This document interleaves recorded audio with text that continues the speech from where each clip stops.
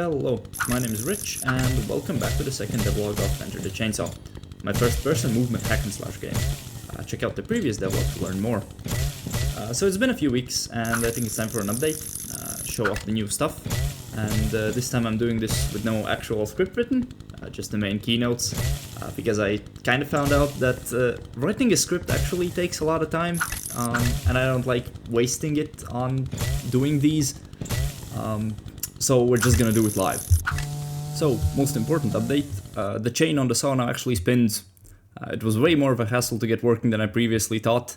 I didn't think I'll have to manually rig every single spike on the chain and manually keyframe the animation, but turns out that was basically the fastest way of achieving the desired effect. But finally, it's in the game and I can stop worrying about it because this issue about the chain not spinning was constantly bugging me before.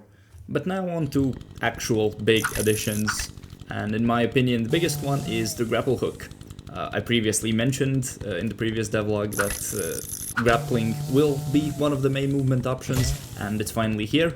You can now grapple to any wall or floor and reel into it, and you can obviously use that to reach higher up places or just build up speed really quickly. It doesn't generate any heat, but the grappling ability itself is tied down to a very short cooldown, and I did this so that all the movement options complement themselves better instead of fighting for the player's attention and sort of forcing the player to use all of them in tandem, instead of relying on just one, for example just spamming the grappling hook to get around.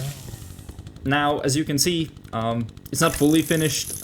There's no chain texture, it's just like a black line, and there's no animations for your chainsaw. So that's still on the to-do list, but it's good enough for now. All in all, I think it's a very fun addition to the player's movement arsenal, and it feels really good to use. It's super fun to, for example, grapple into a wall and then transition to a wall ride. Movement itself has been improved. Now it's more inertia based. You lose speed at a much lesser pace when you stop wall riding or grappling or boosting, as long as you don't change your direction really quickly. So for example, if you try to do like a 180 turn, you'll immediately lose all of your built up speed, which I think adds a bit of a higher skill ceiling to movement itself, and it just feels way more intuitive in gameplay. It feels like it makes more sense. I also added this anime-like speedlines effect around your screen when you're going fast, just to increase that sense of speed.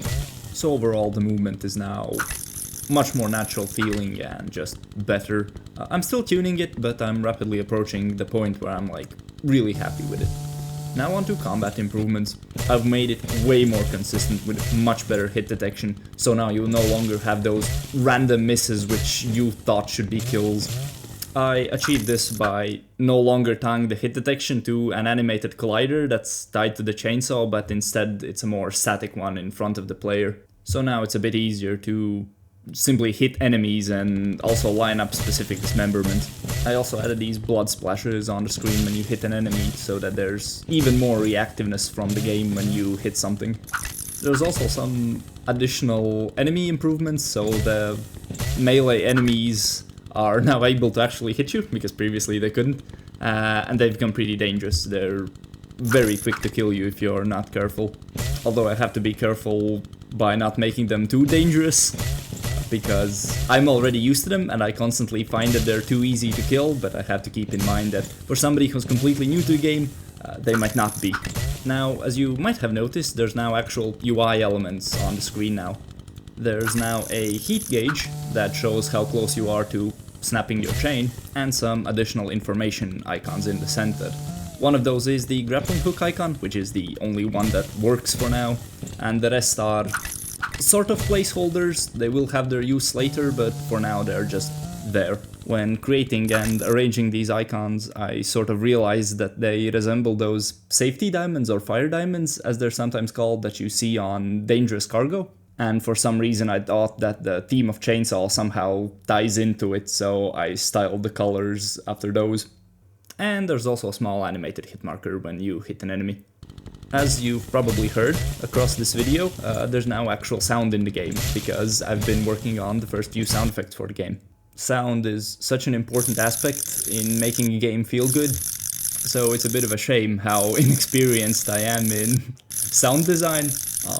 There are a few effects already which I really like, for example the chainsaw swing noise or the kill noise, which happens when you, well, kill an enemy. It's really nice, it has like a nice bassy kick. But then there are some that I already hate, like the boosting noise which happens when you wall ride or something. They're definitely gonna have to be reworked at some point. But overall, even these first few sound effects have made the game really come alive, I think. Especially in places like combat, where now in combination with the blood splashes, hit markers and the punchy kill effect, it now feels way more satisfying, I think. So that about generally covers all the new stuff. Some pretty good progress, I think, and I'm really liking how the game is turning out. It's starting to feel like an actual game now, and I can't wait to get it out there. I'm already working on the first arena level that's gonna be in the demo that I want to release at the end of summer, early autumn, something like that. We'll see how it goes. There's still a ton of work and I don't exactly want to overpromise. In the meanwhile, however, I'll try and set up maybe some more socials that when they're ready I'll post in the description, just so that there's more like avenues of communication, I guess. So be sure to check that out. Thank you for listening to my rambling these past few minutes. I hope at least some of it was interesting. But for now, have a nice day and goodbye.